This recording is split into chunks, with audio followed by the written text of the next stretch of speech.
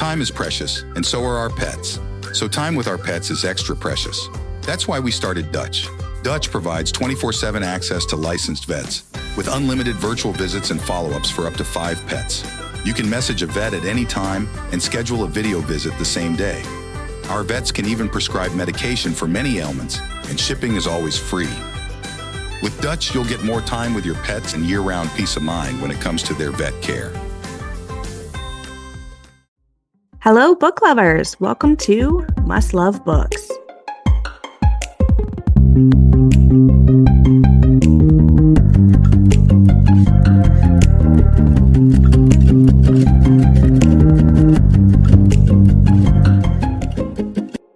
Hello, and welcome back to Must Love Books podcast. Today, I am here with Bethany Baptiste, an indie best-selling author and slightly responsible grown-up living in Jacksonville, Florida. She holds 2 degrees in early childhood education and taught for 7 years as a public school educator. Now, as an inclusion specialist, she advocates for preschoolers with special needs. When not prying a shoe from a schnauzer's jaws, she writes about Black kids with big hearts and little morals. You can visit her at bethanybaptiste.com or at Story Sorcery on Twitter. Hello and welcome, Bethany. Hello. Thank you for having me here. I'm so excited. I am so excited to have you here. I cannot wait to talk about The Poisons We Drink. So The Poisons We Drink, it is about a witch by the name of Venus Stoneheart. She is from Washington, D.C. She runs an illegal love potion brewing operation that has been passed down from generation to generation. And so in this world, there are all different types of love potions. There are familial love potions. There are self-love potions. There are romantic love potions. And then there's also love potions where people can fall in love with an idea. And so in the story, that type of love potion where people can fall in love with an idea is what causes all of the fun, juicy chaos that is going to happen.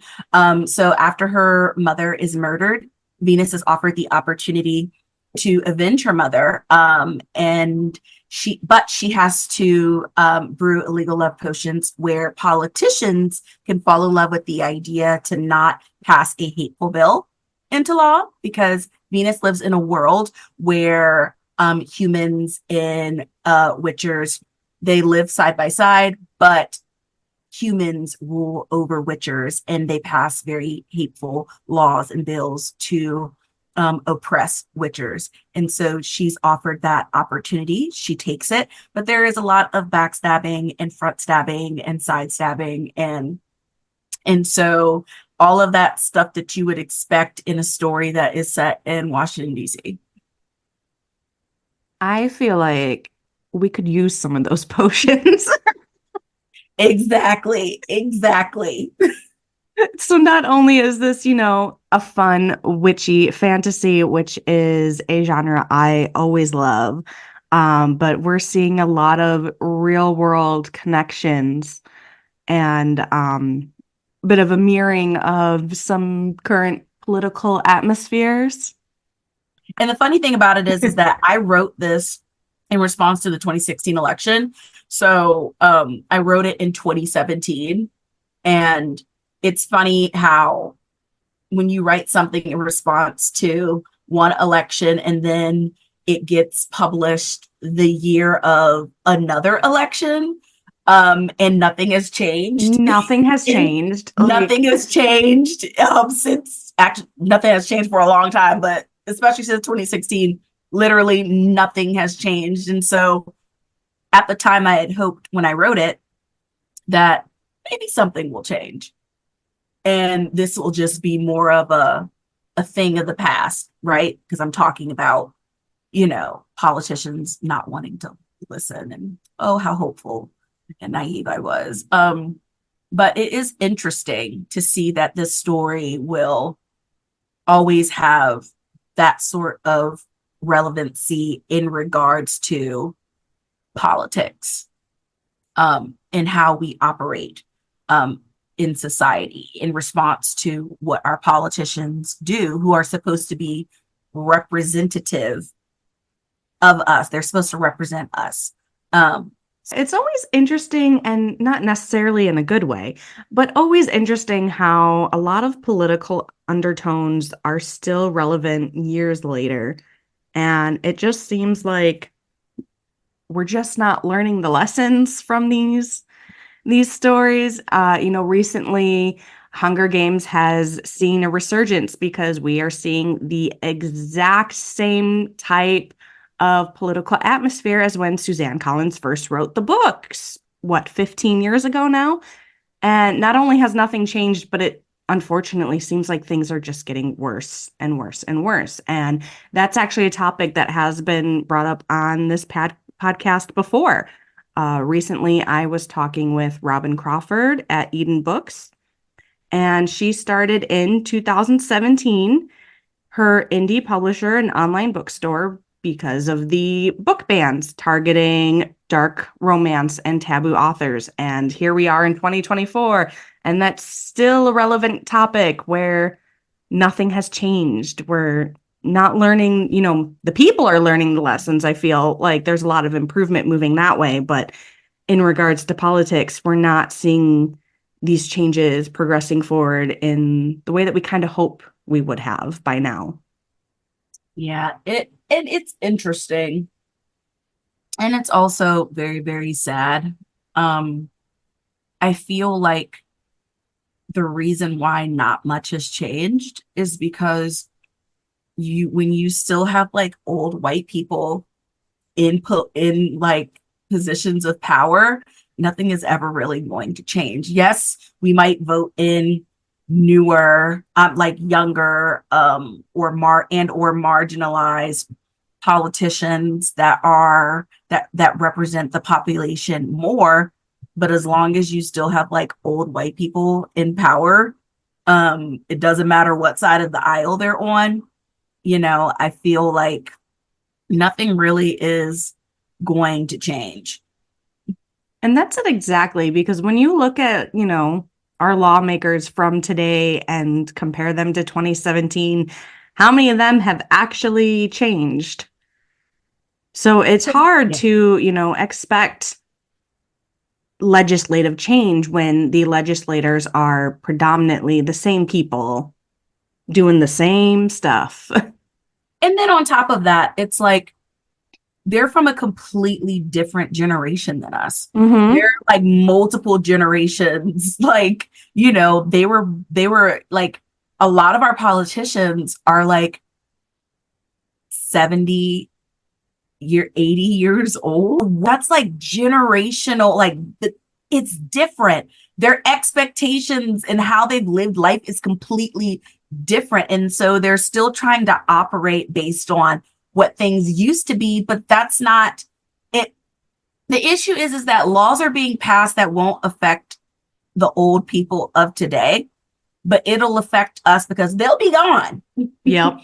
They're going to be gone, and those laws are still going to be in effect, and they affect us. And I think that's the issue why so many why Gen X and millennials and Gen Y and even some of the older Gen Alpha, like all of those laws that are being passed today, they're not going to affect old people in 5, 6, 7 years. Like it's going to affect us generationally.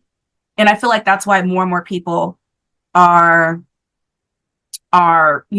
sitting up a little bit more, and they are being more mindful of, and they're keeping an eye towards politics, especially, in the midst of what's going on right now in the world. But I do feel like the things that are happening in the world right now, a lot of people think that they've just happened. And it's not that they've just happened. It's that people just started paying more attention to it. A lot of the things that are happening in the world, they've been happening for decades and generations. It's just that people are paying more attention to what's happening. And I think we honestly have to credit TikTok a lot for that awareness, because there are so many, global events that we just don't see much coverage on and we don't hear very much about. But now with things like TikTok and, a little bit on Instagram as well, we can hear from the people who are experiencing these things, and we can see with our own eyes video footage of things that are going on that, a lot of people just simply weren't aware of, even just a couple years ago, even last year. There's so many things that people just weren't aware of.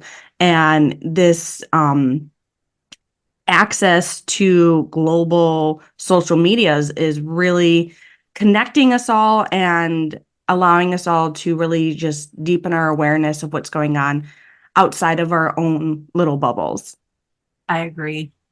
I think social media is a very powerful tool, and that's why that you're doing something right, or a platform is powerful when legislation is being passed to remove those tools from the hands of the people.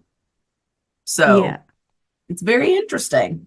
Exactly. I could not agree more. And honestly, the legislation being brought up to silence these social medias is really just proving that, they're right. Like, if you're trying to silence someone, you're proving them right. You're proving their message right. Because if they were wrong, you wouldn't care. And it's going to be interesting to see how moving forward, because they have passed the TikTok ban, I believe. It's going to be interesting moving forward to see how that plays a role in say elections. I don't think that the TikTok ban is going to affect the flow of information. At this point, I don't think it will. I don't think it will. I feel like people very well know how to adapt when it comes to things being taken away from them. They know how to adapt to the situation. I feel like it's too late. Like, the ban happened so late that it's like we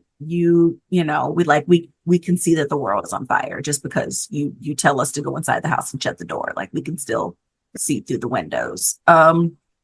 So I feel like even if they take TikTok away, because these last few generations are very resourceful in regards to internet and technology and getting the word out there, I don't think it'll be an issue. I think that the government really played themselves, and they really showed their hand, and showed that they're really terrified. And so it'll be interesting to see how it plays out election wise, because I feel like at the end of the day, even though we have a president, we have a Democratic president in office right now, I do feel like a lot of people, the reason why some people got elected is because there was a lot of lesser evil. There was a lot of pushing of, this is the lesser evil. Voting left is the lesser evil. And so a lot of people voted left because that's what, we were told. We were talking about blue waves and all that stuff like that. However, under a Democratic president, our rights as Americans have been stripped away even more, because there are majorities in the, I believe in that, there are Republican majorities. And so, I feel like unless there are majorities in the House and the Senate, having a Democratic president doesn't do much. Yeah. What people have to remember is we have 3 branches of government, and if you only have a majority in one of those branches, nothing's going to get done. If you have a majority in 2 of those branches, some things might get done, some things probably won't get done. It's kind of just, tossing a coin at that point. But if you have a Democratic president, but you have a conservative judicial branch. Mhm. And then you have I think the Republicans have the House majority and the Democrats have the Senate majority. I could be wrong. It's difficult watching our politicians and people that are supposed to represent us argue with each other like children in the Senate and Literally. Oh House. my goodness. It has gotten so Gotten catty. insane. Yeah. Gotten very mean girls. Like, I have seen high schoolers handle debates with far more class than what is going Yeah, on it's in bad. Congress right now. It's nasty, and that's what it's spiraled into. So if that's what it is now, not going to be no matter who wins, I'm not going to be surprised. Yeah. It's only going to get worse from here, I feel, unless there is true change, and it really starts from the top. And I wish I had, answers and say, yeah, we need to do this XYZ equals MC squared, and that's going to solve everything. But I feel like one thing that we can do as writers or filmmakers or content creators, or being in a position where we can create art and content that explores what it means, that explores the important topics to us. I feel like that's what I can do as a person, as an artist, and that's why I wrote The Poisons We Drink, because it was in response to how I felt about the political system as a whole, and it was in response to how I felt as a Black person in America, a Black woman in America, a queer Black woman in America, a queer Black disabled woman in America, and then a Southern queer Black disabled woman in America. And I was teaching at the time when I was writing The Poisons We Drink.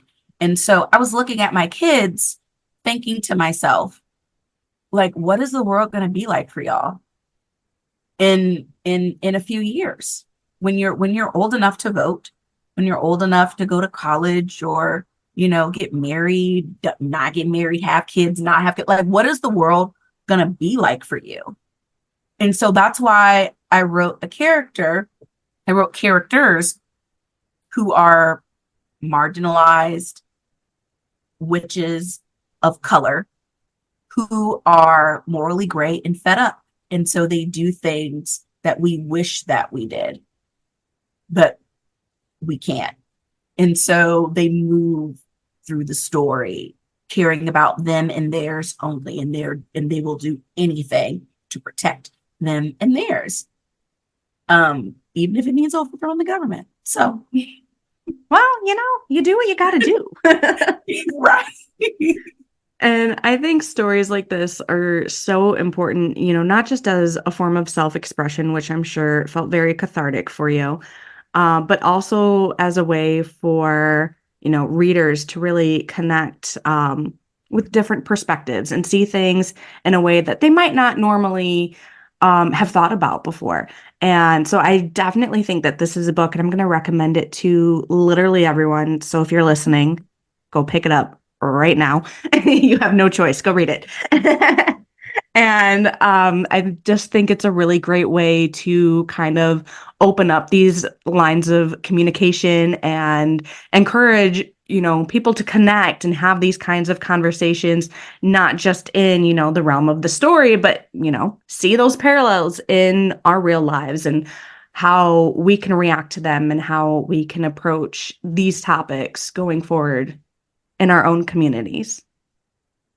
It is, and it also explores, and this is a big one because this is a very global thing, but it also explores the importance of letting people of color be angry.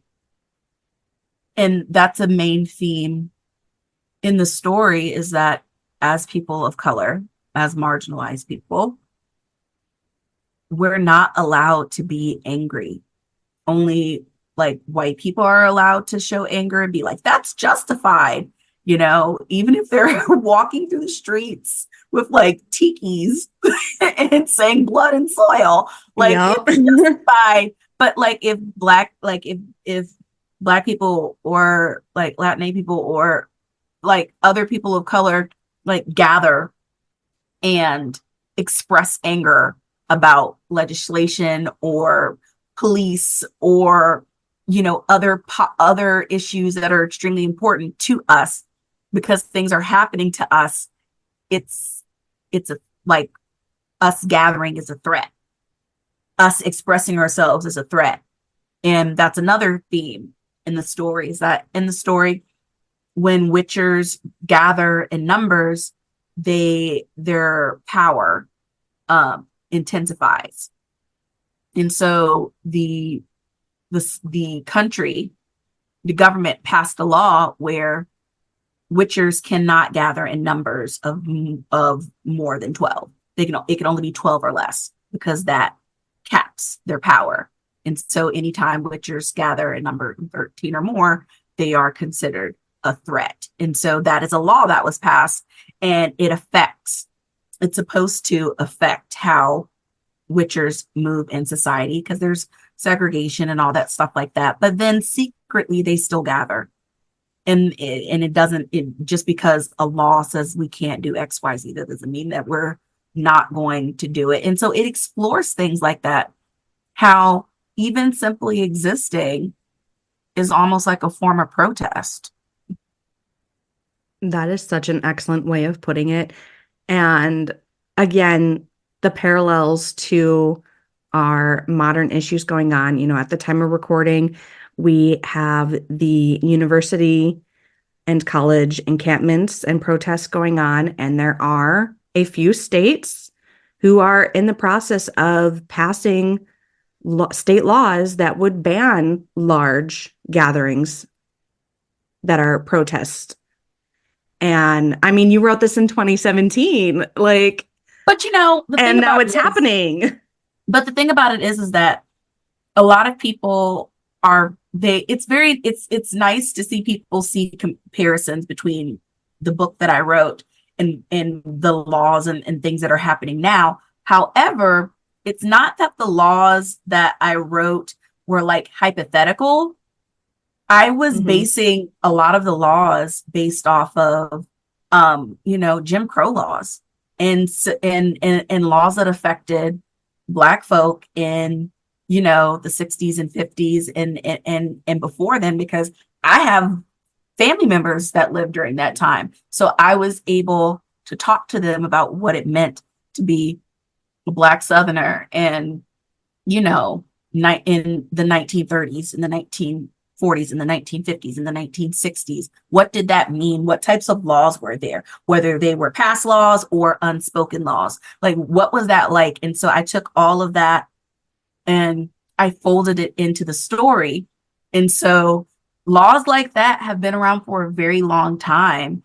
And I feel like a lot of people forget that the 1950s and the 1960s really weren't that long ago. Yes. It weren't that long ago. And yet it feels for a lot of people, it's like a distant memory. And yet a lot of our parents were born in the 50s and 60s. A lot of our grandparents were born in the 50s and 60s. If they're still here and still alive, it's not some distant memory. It's just that the government continues to use laws. They recycle the same laws. They just dust it off and modernize the language. And then it just feels new. But they're just using an old playbook and putting it in ChatGTP and passing it off as their own.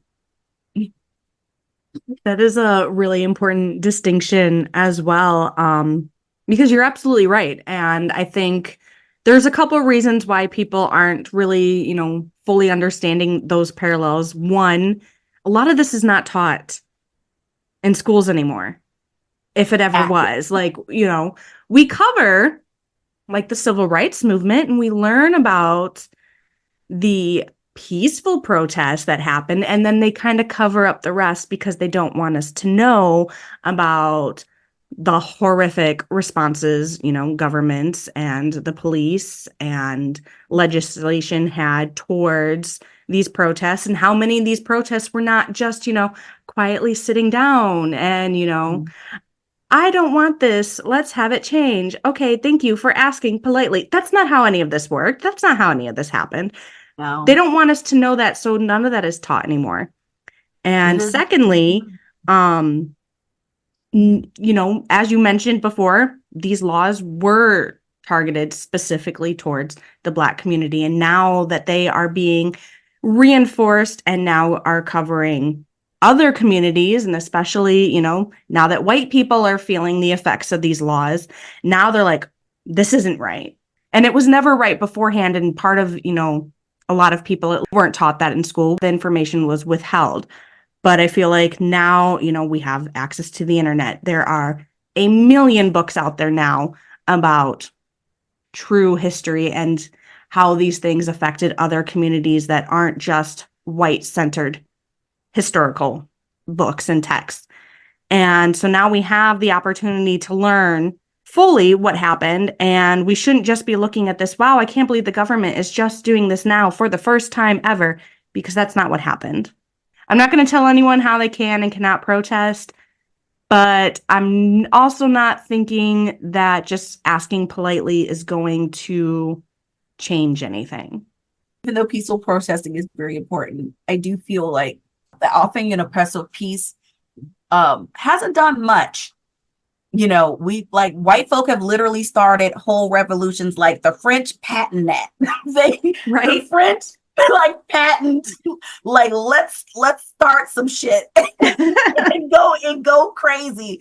And also, like, this country was founded and created by revolutions, like revolutions and wars. So it's okay to recognize that and respect that, because they were like white men who had wealth and power. But when like younger generations and people of color and marginalized people do it, it's a no-no. It's bad. We literally celebrate the 4th of July.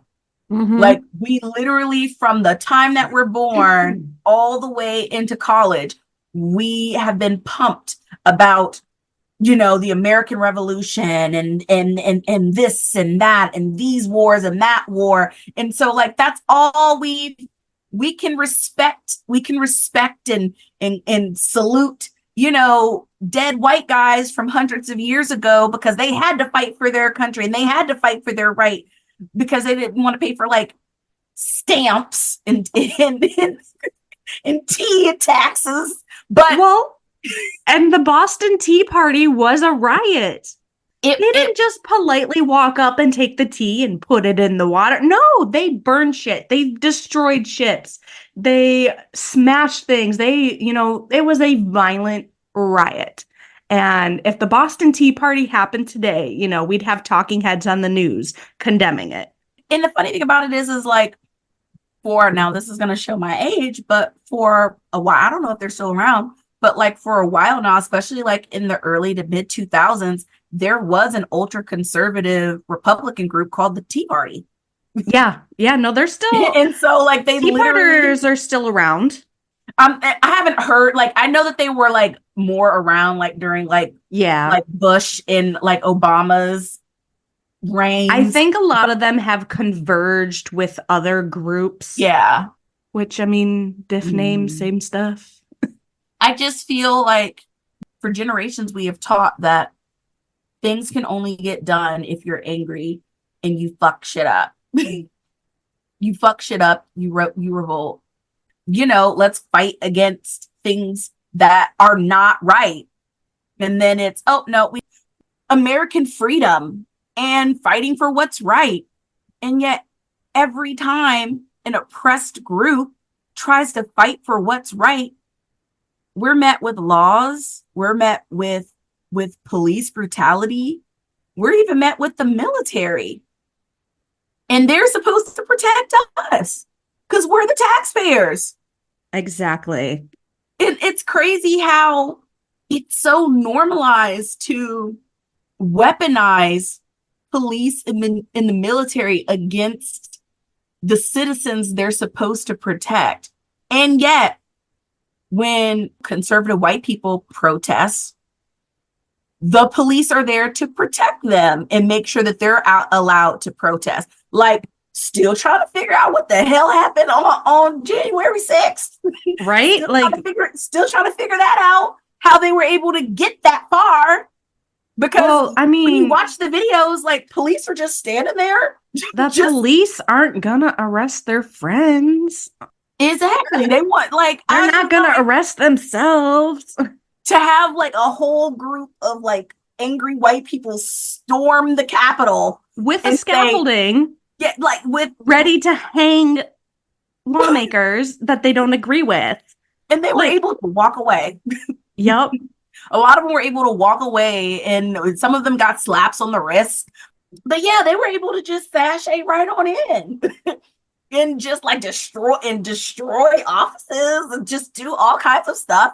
And, a lot of them got slapped on the wrist. Some of them didn't even have to serve any time or pay any fines or anything like that.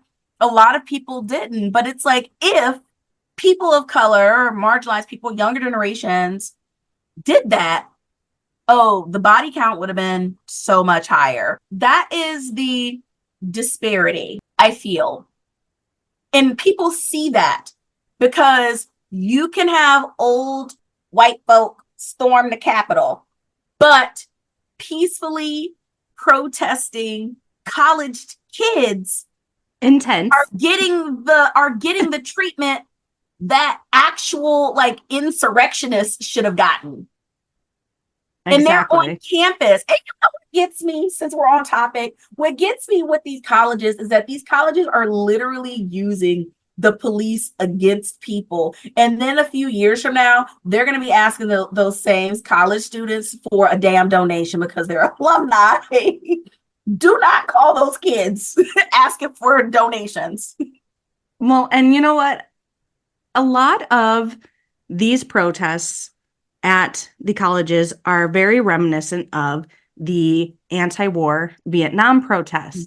Mm-hmm. And some of these colleges are the exact same colleges involved, specifically Columbia, who proudly displays their history of protests during Vietnam. And, this is part of our college institution history. And we are so glad that these students took a stand, yada, yada, yada. And yet, what did they do to the students who are protesting now? And of course, we know how they reacted when students protested during Vietnam as well. Like, they weren't supportive back then either. So I'm sure, in a few years, when hopefully things have improved and the dust settles, and they'll be posting on their website again about how they stood behind their students, and it's all a load of BS. But I feel like the difference is, back then we could only go off of the news, and newspapers, and news stations and things like that, as opposed to now. We have live footage from people that are actually there beyond the news and beyond the newspapers. And it's been said many, many a time over the last few years, especially when it comes to street protests and stuff like that. If you go solely based off of the news, you're not going to get the whole story. You have to watch the videos of the people that were actually there to get the gist and the understanding of it. Because if you go solely based off the news will omit things. It doesn't matter if it's left, right, center. They will omit things depending on who their audience is to fit whatever narrative they want. And so and I've seen that happen with the left, the right, all of it, unbiased, I've seen it happen with all of it, especially during the BLM protests from previous years. I've seen the videos and I've seen the news report things that simply were not true. And they demonized protesters that Yes. were being peaceful, but it's difficult to say people are getting arrested because they're resisting arrest when they're simply running away because they have tear gas thrown at them.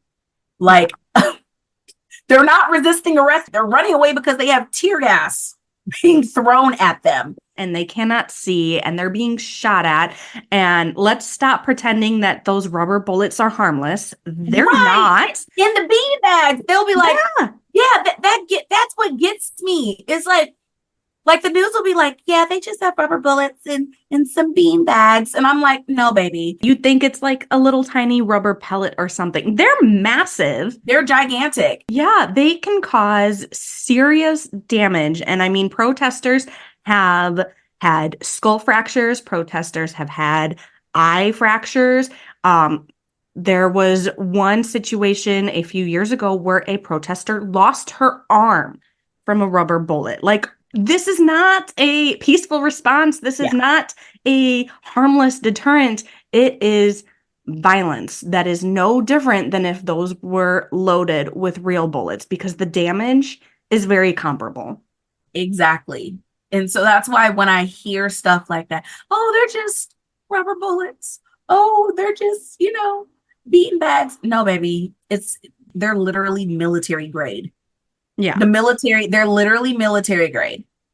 And on top of that, and I remember a long time ago, there was like this, I'm sure it's on the internet. I'm sure it's on the internet somewhere. It was a very popular video at the time. But there was like this like film production company that had a video of media bias, news bias. And so they showed white college kids like fucking shit up, like after like a sports game. And they were like, here are the news segments. Here are the article titles of, covering this situation of these kids, like literally setting things on fire, turning over cars, breaking, rioting, stuff like that. And how like the media was like, kids had a fun night on the town. Right? Like kids passion sports victory. fans. Yes. Yeah. And then it showed videos of protesters, particularly protests for police brutality, and how the news and media portrayed that compared to the white kids that were school pride, like pom-poms, yay, let's turn over a car and like push an old lady down. It was so interesting, and that really shaped, like, I knew it because it's internalized inside me. Like, as a Black person, I got it. That's what I was raised. So I understood, but it was so interesting to see it click for a lot of white people who were like, oh wow, that's interesting, never considered that. And so it does take a lot of unpacking. A lot of people had to do a lot of unlearning to realize that it doesn't matter what news media outlet you have, there's going to be some type of bias to it. And that's why platforms like TikTok and Instagram and Twitter, even Twitter, I'm not going to call it X, is powerful. They're so powerful. Twitter is where I get all my information. I use TikTok for skits and cooking videos. But I get all of everything that I need to know what's happening in the world. I get it from Twitter because it's very instant. It's very immediate, and it travels very fast for me. And some things happen very, very live in the moment. Like, a lot of people will find out things are happening like well before it's found out on TikTok. And so I do like that immediacy of it. And so I rely on Twitter. But I will say that, social media is very, very powerful because you're cutting out the middle person, and that's a government, that is a media corporation, whatever, and you're going straight to the people. And the people always tell a different story than what the media is saying. And you will only see the media actually tell the truth a lot of the times when enough people are listening to the people that it's actually happening to. And it depends. Like, look what's happened with Palestine, Gaza, Israel, all of those months of it's a war, you know, it's this, it's that. And now some news outlets are saying it's a genocide. And, you know, like before they refused to say stuff like that. Now they're using that language, or they'll say very inactive type things like, you know, 10 Palestinians were found dead, were killed. 10 Palestinians dead, without actually saying who actually did the killing. Now they're starting to say Israel killed X Palestinians. Before, they wouldn't. They didn't. And that was the type of language that they used right here in America when it comes to marginalized populations. And that's why I wanted to write The Poisons We Drink, because I was fed up by just everything that was happening at the time. So, you know, in 2016, election night, I went to sleep. Hillary was winning. And I woke up, Trump won. And I was like, wait, whoa, what happened? And so now I don't go to sleep. I don't go to sleep on election nights anymore. But it was a shock to my system. And being born and raised in Florida and seeing how bold people got after Trump became president. They were already bold before, but it took it to a different level because it became acceptable, even more acceptable to just be nasty. I got so tired of that. In June 2017, I was just feeling just really upset about everything that was happening in my life, in the world. And so I sat down and I watched Practical Magic. I fell asleep. I had a dream about a pink-haired girl doing a very awful thing. And when I woke up, I was like, I need to write her story down. I've always been fascinated by Practical Magic, you know, the sisterhood. It's one of my favorite movies, like, ever. Adore it. It's in, I was obsessed as a child. And so, but what I love the most about Practical Magic is that the love potion was a catalyst of so many things that happened throughout the story. If Jillian had not did the love potion, then the movie would not have proceeded forward like it was supposed to. I was so fascinated by the idea that a love potion could cause so much chaos and drama and pain and suffering. And so I wanted to utilize the love potion in a way that I had not seen in media before. We knew about romantic love potions and passionate love potions and lustful love potions. But when I sat down to actually think about how I wanted to incorporate love potions into this story about a pink-haired girl, I had no idea what the plot was going to be. I just knew I wanted to write a Black pink-haired girl and it was going to be about love potions. I didn't want to write about romantic love potions or anything like that. I wanted to utilize the love potions in a different way. And so I did some research and I was like, oh yeah, of course. You know, the Greeks, love the Greeks. They were like, you know, here's, you know, there's familial love, there's self-love, there is friendship love, here are these other types of love. And I was like, oh, she could brew love potions where people can fall in love with themselves, could repair a friendship, could repair a familial relationship. Like, so I found 7 of them that I found 7 types of love that I really liked.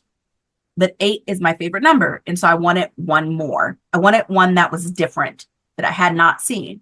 And so I thought about it and I was like, I want her to make a love potion where someone can fall in love with an idea. And so I named the love potion a Patho potion. And Patho is the goddess of persuasion and ideas. And so after I realized that I wanted the story to be about where she's brewing a love potion where people can fall in love with an idea, then I had to figure out where I wanted the story to be. Where could I get the most bang for my buck about this Black girl doing an awful thing She brews love potions. People could fall in love with an idea. And originally I wanted to set it in Florida, but it just didn't make sense.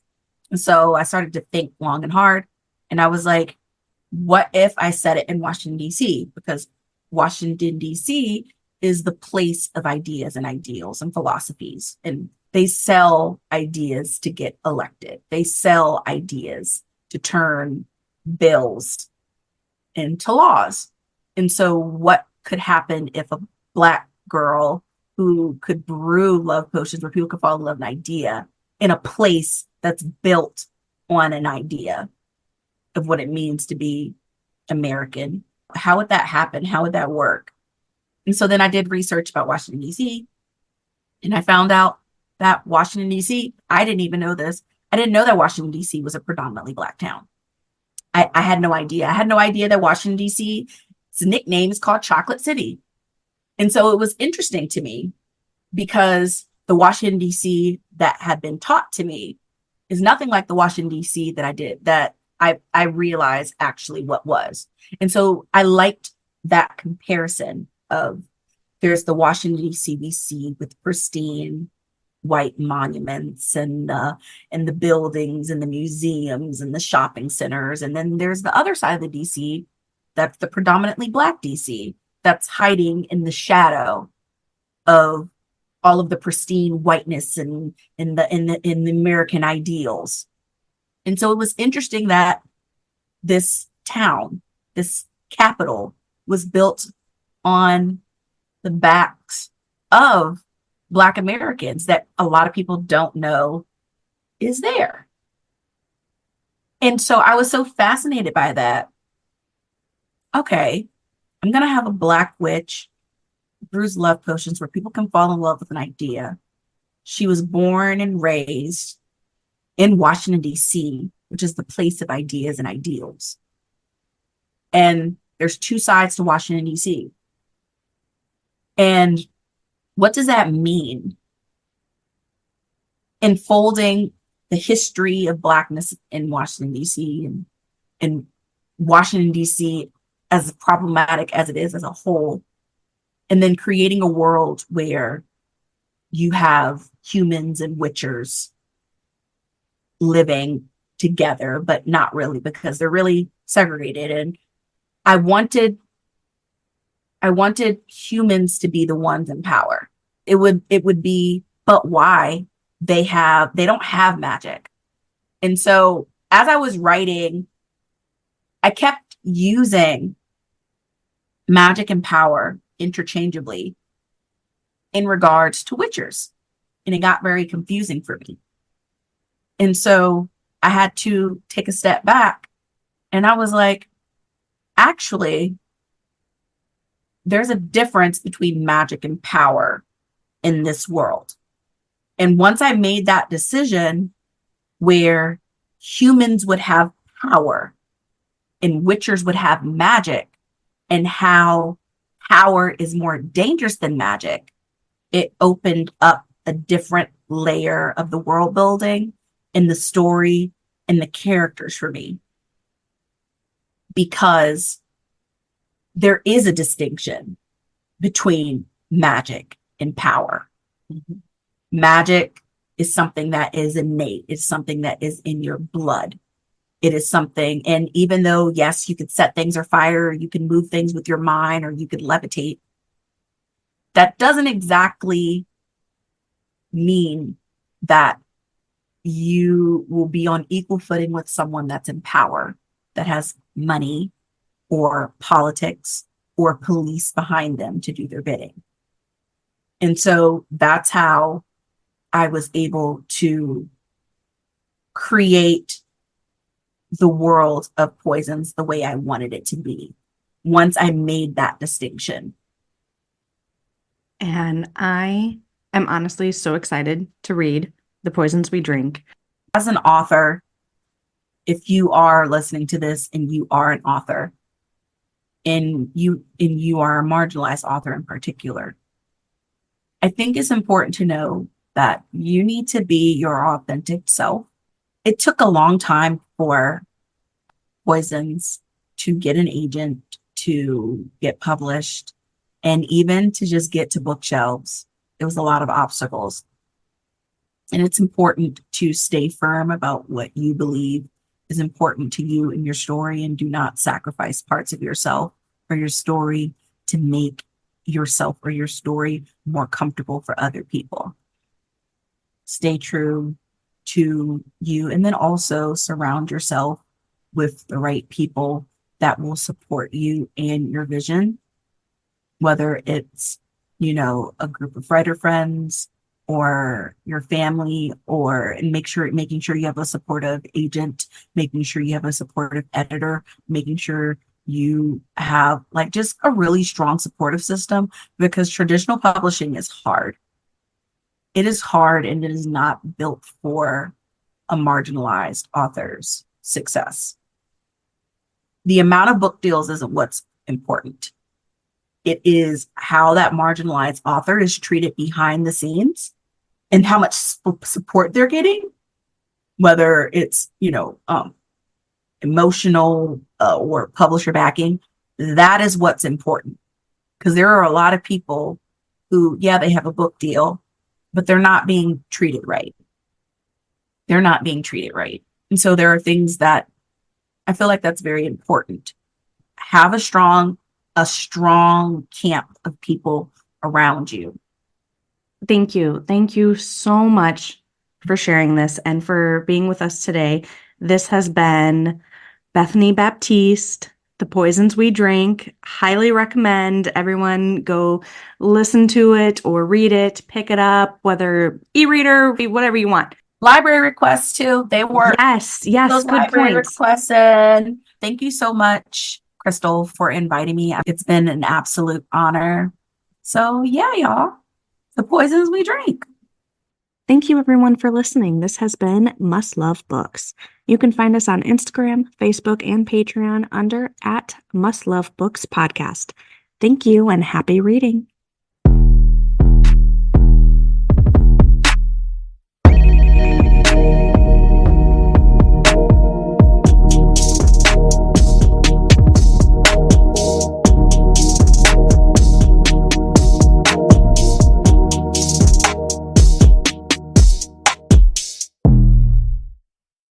Time is precious, and so are our pets. So time with our pets is extra precious. That's why we started Dutch. Dutch provides 24/7 access to licensed vets, with unlimited virtual visits and follow-ups for up to 5 pets. You can message a vet at any time and schedule a video visit the same day. Our vets can even prescribe medication for many ailments, and shipping is always free. With Dutch, you'll get more time with your pets and year-round peace of mind when it comes to their vet care.